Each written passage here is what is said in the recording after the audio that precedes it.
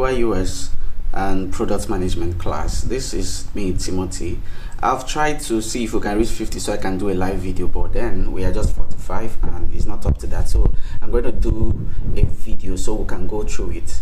What we'll be dealing with here today is product life cycle. What's product life cycle? It's just about the start and finish of a product, from the time a product is launched to the time that it vanishes from the market. That's the product life cycle. Have you seen a product that was in the market and after a while you no more see it in the market?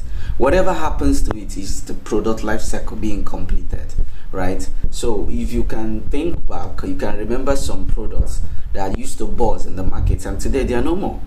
That means the life cycle of that product has been completed. There are 5 stages in product life cycle. There are 5 stages, and the first stage is introduction stage, where you introduce the product into the market, right? In this stage, you do a lot of awareness. You're trying to do marketing. You're trying to do lots of awareness creation. At that stage, you're not really interested in profit. You're interested in awareness. Let people know this product. Let them understand and let them know that this product is in the market. So you invest a lot. There are resources you bring and you put into the market.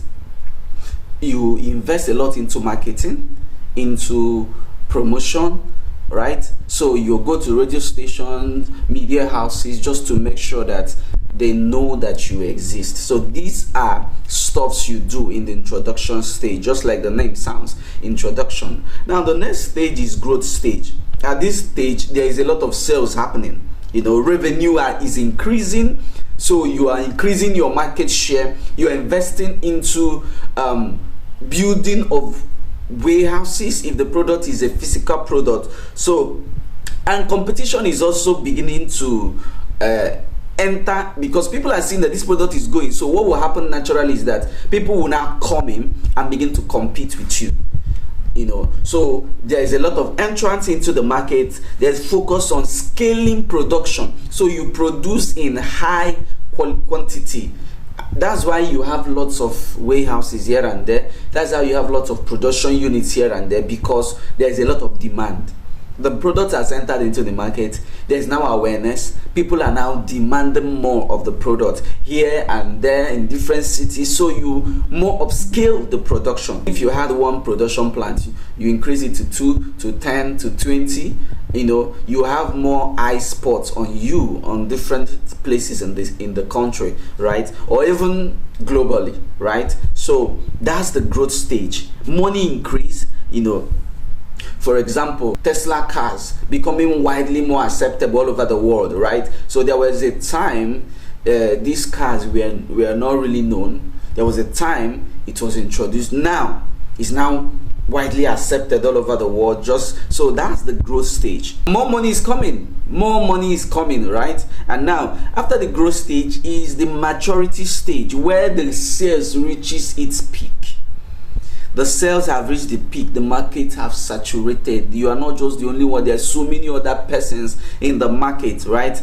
So there is serious and strong competitions, right? So, and at this stage, your focus is on differentiation. Your focus is on differentiation. How do you differentiate yourself from what is in the market? So at times, you now focus on building, investing on research so that you can have different aspects of the same products, right? So that you can retain your customers. There are some companies, what they now do at maturity stage is to create other startups, small startup. So there are people in the company, what they do is they'll call them entrepreneurs. Those people come up with ideas that the company can imbibe. They come up with ideas of product that the company can imbibe to differentiate themselves from the rest of the competition. I don't know if you people are understanding what I'm saying. So after that, we now have the next thing that comes in is the decline stage. This is the 4th stage, the decline. The sales are beginning to drop because of the market.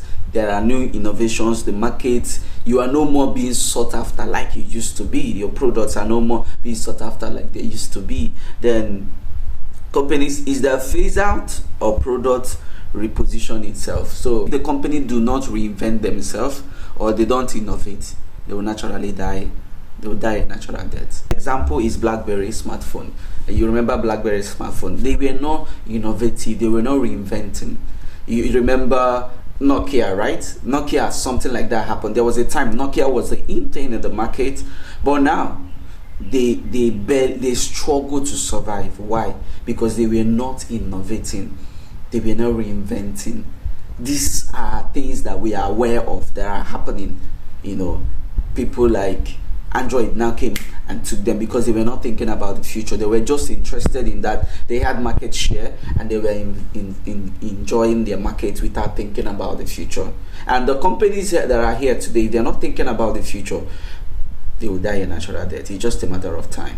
Next one is renewal or retirement. You innovate or you discontinue the product. So if you don't, it's like innovate or die, because the product is no more profitable. The product is even costing you more because you produce and there is no demand. You produce, you invest in the money you have into production, but there is no demand, and because there is no demand, you naturally die. So it's either you innovate or you die. Check everything that all the products that you buy, they all go through this cycle. Even human beings go through the cycle. There's a time to be born, and the Bible also said there's a time to die. You go through what is called a diminishing return. Those of us that studied economics, the law of diminishing returns, things come and they rise and they reach their peak, and when they reach their peak, what happens?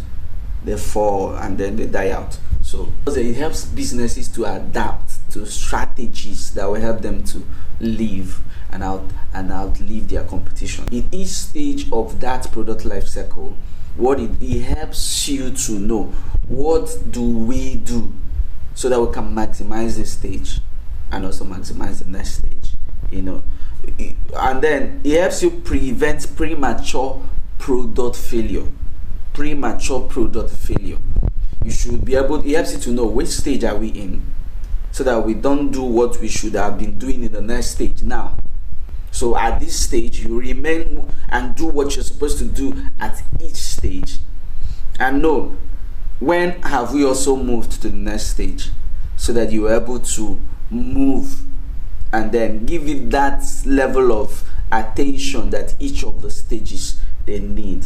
So the next thing is that it guides pricing, marketing, and product development decisions, because the price in the introduction stage can never be the price at maturity stage, can never be the price at growth stage, right? So because demand is what determines the price. Demand determines the price, right? So you should know the level of marketing you should give at each stage, the level of attention you should give at each stage, so that you don't overinvest or underinvest money and resources.